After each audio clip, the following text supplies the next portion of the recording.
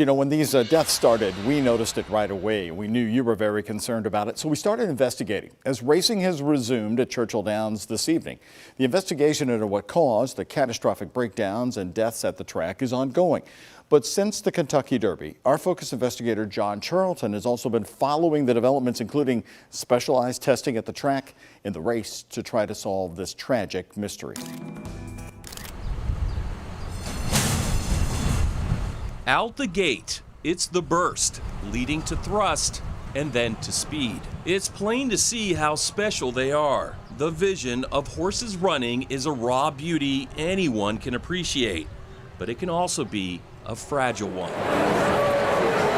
At the greatest show on dirt, 150,000 at the track with millions more watching from home.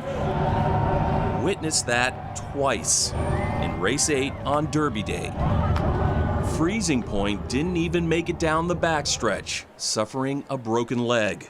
While 6 races prior, Chloe's Dream suffered a knee fracture in the first turn. Both were later euthanized, becoming the 6th and 7th horses to die at Churchill Downs leading up to Kentucky Derby 149. Over the next 2 weeks, 3 more deaths. So it came to this point. To take another close look at everything, including the track itself. And we need to dial that in. And the uniformity of its 4 layers, at the surface, down. If there's any variations, such as maybe the cushion is a little bit thinner or thicker, we will see these lines move up and down. Even on a fast track, it takes a very slow pace. I travel at approximately 5 miles an hour. To get an accurate reading from the ground-penetrating radar. Churchill Downs brought back the Racing Surfaces Testing Laboratory for reinspection. So far I'm able to verify that they are harrowing, and in fact about 2 3/4 to 3 inches.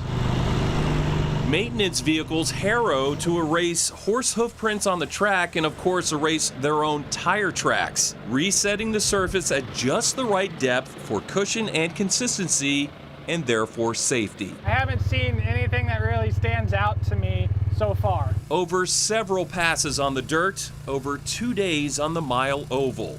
Nothing. Nothing obviously wrong from tests, even with this machine, which replicates a galloping thoroughbred's front leg, pounding the dirt at 2,500 pounds of force. It really gives you a performance test of the track. On Derby Day, there weren't any red flags on the condition of the racetrack? We didn't see any indications. We have all these tests that we perform every day, and we did not see any indication. And then what we're doing today is we're actually retesting everything to make sure we didn't miss anything. Their data is part of a thorough investigation on these thoroughbred deaths. We are looking at the track information to help the Kentucky Horse Racing Commission go back and look at all the pieces of the puzzle. But the puzzle continues. Just 2 days after the track testing, on May 26th, the number 6 horse lost in limbo. Seen here on the backside in race 7, never made it to the finish line, horrifically tumbling and then had to be put down. The very next day, veterinarians also euthanized Kimberly Dream due to injury, becoming the 12th horse at Churchill Downs to die this meet. What's going on? There's an investigation underway.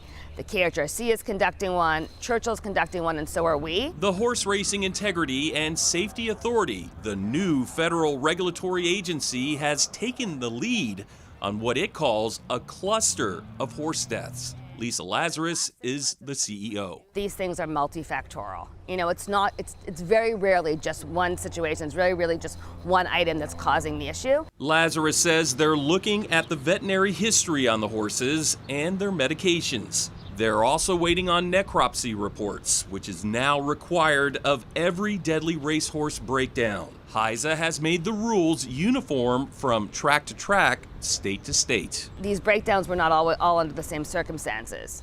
Some of them were on the dirt track, some were on the turf track. There was a paddock accident, there were a couple of sudden deaths. So we have to also look at the common factors to see whether or not we can discern whether or not there are any trends.